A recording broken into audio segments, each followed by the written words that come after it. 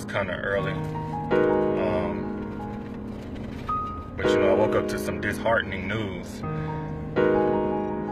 Most of you have probably already heard about the brother in Baton Rouge, Louisiana, was it?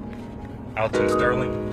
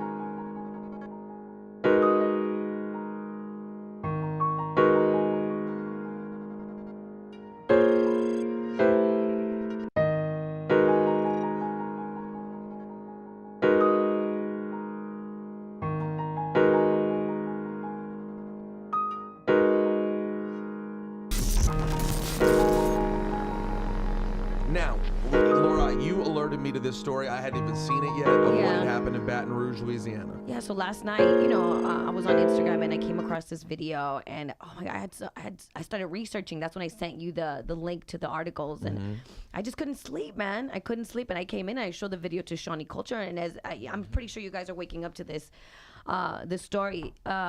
It's just so painful to watch, man, and the fact that it just hurts me too, just to realize that we're seeing this video on Instagram of a man being killed.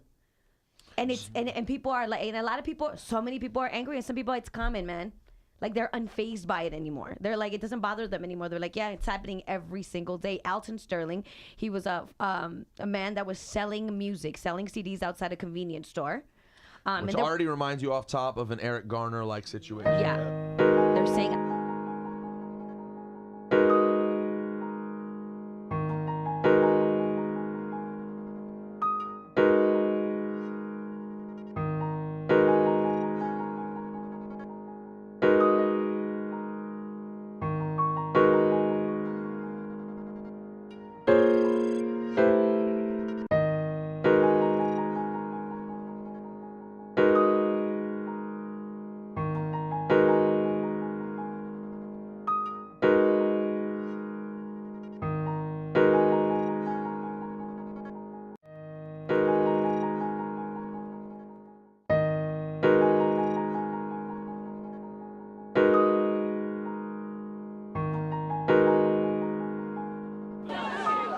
The Dallas protest began like all other marches held Thursday against police brutality.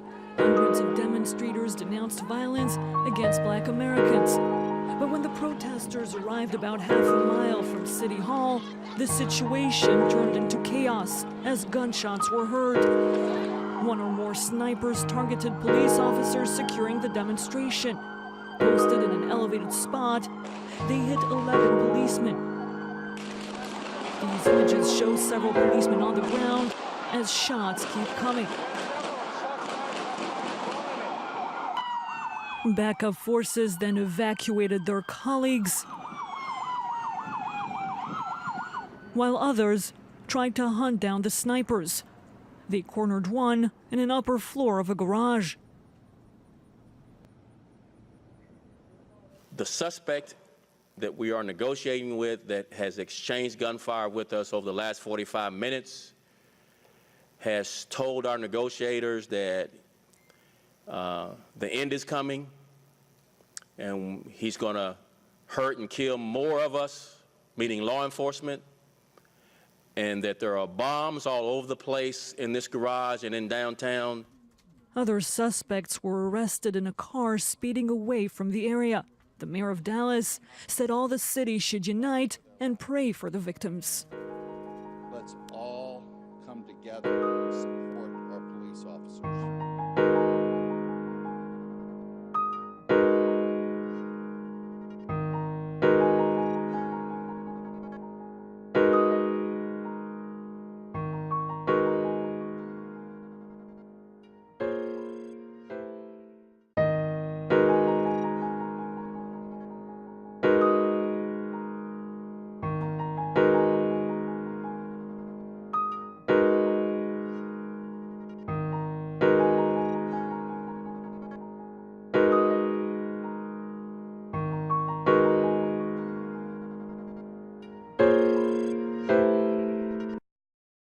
Thank you very much. I have to tell you that while I think that this should conclude this discussion, I know we're going to hear this issue ad nauseum. But I am concerned about another issue that I think really is resonating with the people in this country. And that issue has to do with experiences that we had just the last 2 days. Mr. Director, I want to bring this up for your consideration because I want to ask you, what can the FBI do in this issue? This morning we woke up to another graphic and deeply disturbing video that actually brought me to tears when my staff played it for me, wherein a Minnesota woman's boyfriend has been shot as her young child sat in the back seat after apparently telling the officer he was licensed to carry a weapon.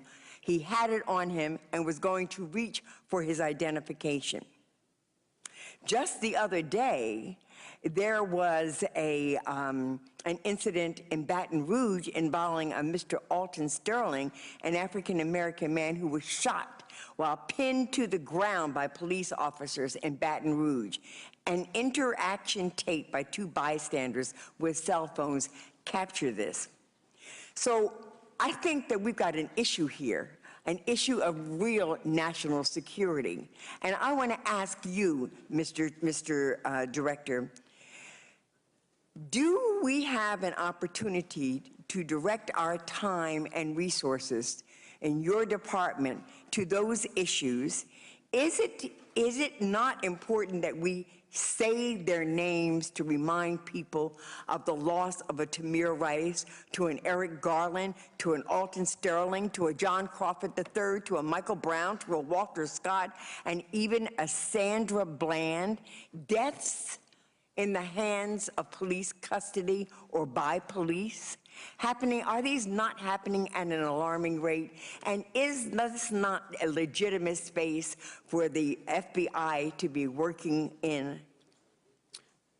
Yes is the emphatic answer. Those are incredibly important matters. As you know, the FBI spends a lot of time on them because they're very, very important. We have an investigation open on the Baton Rouge case.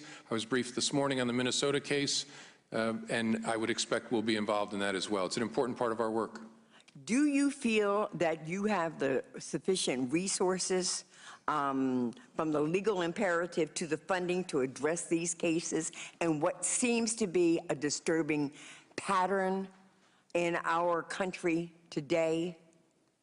I'm a bad bureaucrat, but I believe I have sufficient resources, and we are applying them against those situations because I believe the individual cases matter enormously, but also the people's confidence in law enforcement is one of the bedrocks of this great country of ours. So I have the resources, and we're applying them too. And in addition, we believe that our law enforcement is, by and large, of high integrity and has a desire to keep us protected and safe.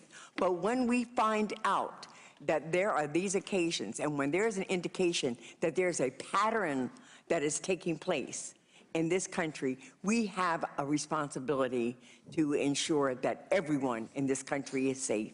And simply because you're a black man or a black woman does not make you a target. Thank you. I yield back my...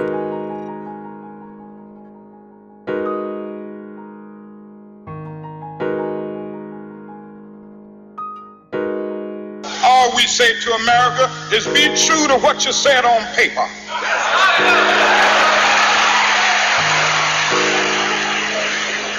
If I lived in China or even Russia or any totalitarian country, maybe I could understand some of these illegal injunctions.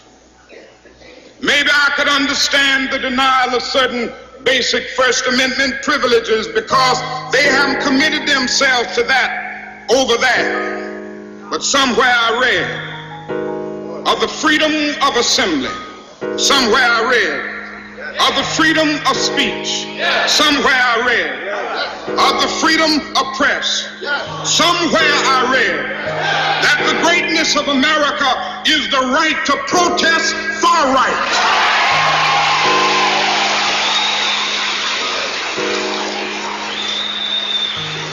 So just as I say we aren't going to let any dogs or water hoses turn us around, we aren't going to let any injunction turn us around.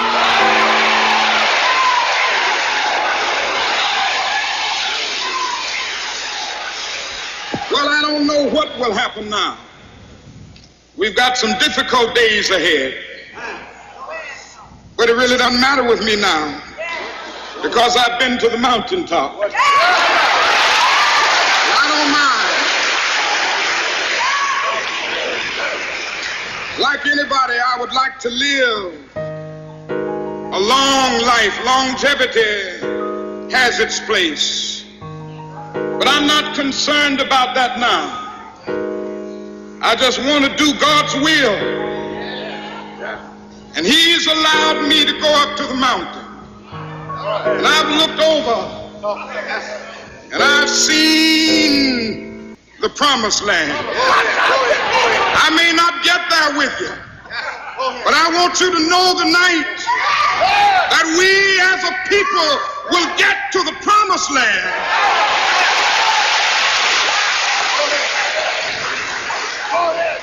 So I'm happy tonight. I'm not worried about anything. I'm not fearing any man. Mine eyes have seen the glory of the